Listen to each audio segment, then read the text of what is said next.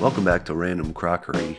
This is a first video in our series on how to make this amazing pulled pork sandwich. Today we're doing the pulled pork, and it's really easy. We're going to do it in the slow cooker, and you can use it for lots of different dishes. I think you're going to love it. Alright, here we go.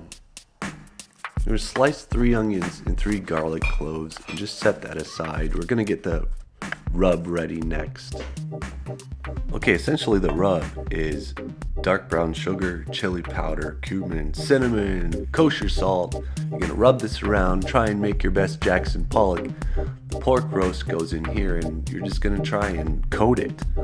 It's not easy. You can see it took me all sorts of time, but it's worth the wait and the effort. So we got onions and garlic. Go in here, kind of mix it around with your hands. It's gonna be a great base. Chicken broth and the roast. Good luck fitting it in here. It's pretty big.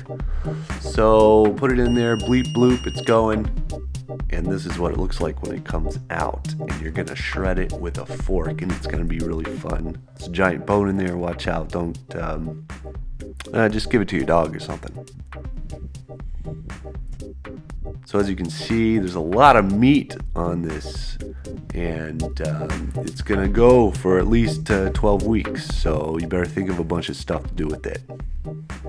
One thing you can do is make this sandwich, and I got 2 other videos, one for the slaw, ooh, that looks good, and the other one for the tzatziki sauce. If you've never made that before, this is a good chance for you to do it. I hope you enjoy this recipe.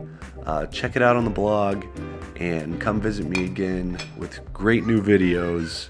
And oh, there's my daughter. Thanks again, and please subscribe. See you next time.